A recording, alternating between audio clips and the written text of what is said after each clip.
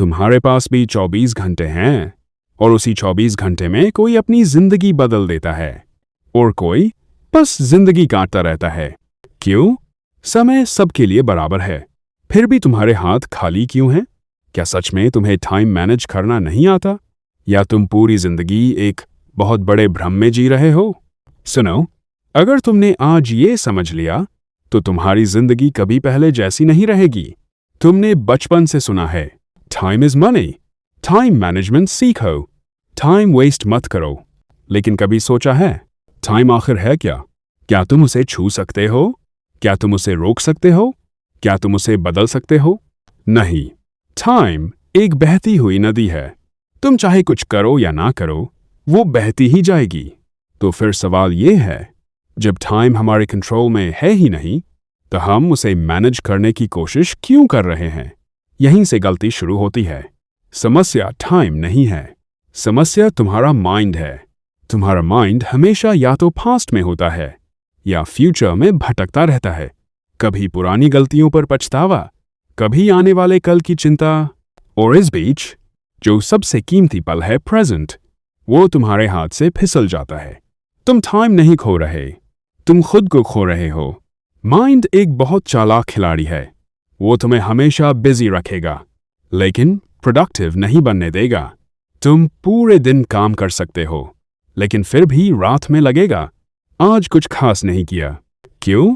क्योंकि तुम्हारा माइंड बिखरा हुआ है। तुम एक काम कर रहे होते हो, लेकिन सोच किसी और चीज की होती है।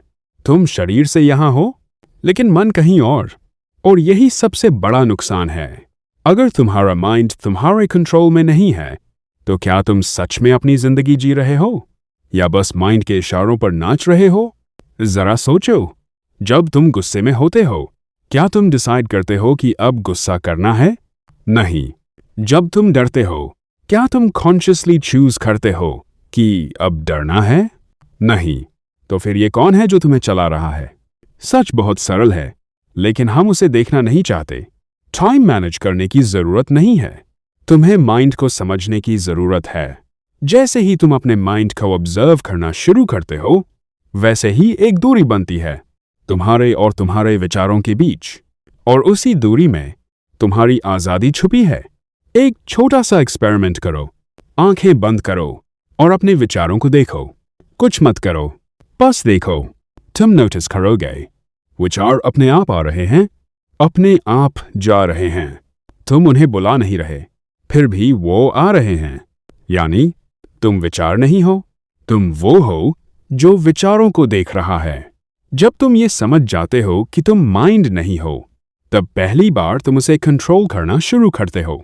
कंट्रोल का मतलब फोर्स नहीं है, कंट्रोल का मतलब है अवेयरनेस। जितना ज्यादा तुम अवेयर होते जाओगे, उतना ही माइंड शांत होता जाएगा, और जब माइंड शांत होता है, तब टाइम अपने आप मैनेज हो जाता है। तुम्हारी प्रोडक्टिविटी का टाइम से कोई लेना देना नहीं है। दो लोग एक ही 1 घंटे में काम करते हैं, एक चमत्कार कर देता है, दूसरा कुछ भी नहीं कर पाता। फर्क कहाँ है? माइंड में।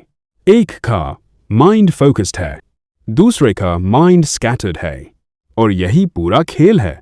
जब तक तुम माइंड के गुलाम हो, तब तक कोई भी टेक्निक तुम्हारी मदद नहीं कर सकती। तुम प्लानर बना सकते हो, स्केड्यूल बना सकते हो, लेकिन माइंड अगर भटक रहा है, तो सब बेकार है। ये ऐसा है जैसे तुम टूटी हुई नाव में बैठकर समंदर पार करने की कोशिश कर रहे हो। मुक्ति बाहर नहीं है, मुक्ति भीतर है। जब तुम अपने माइंड को देखना शुरू करते हो, तब धीरे धीरे उसकी पकड़ ढीली होने लगती है, और एक दिन तुम महसूस करोगे तुम्हारे भीतर एक गहरी शांति है जो कभी बदलती नहीं। वहीं से सच्ची क्लैरिटी आती है, वहीं से सही निर्णय आते हैं, वहीं से सच्ची प्रोडक्टिविटी जन्म लेती है। अब सवाल ये नहीं है कि तुम्हारे पास कितना टाइम है, सवाल ये है कि तुम्हारा माइंड कितना शांत है। अगर माइंड शांत है, तो एक पल भी काफी है। अगर माइंड अशांत है, तो पूरी जिंदगी भी कम है।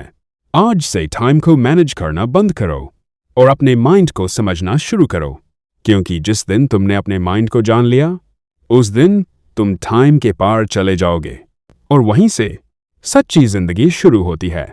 अगर तुम सच में बदलना चाहते हो तो अगली बार घड़ी मत देखना, अपने भीतर देखना। वहीं सब कुछ है।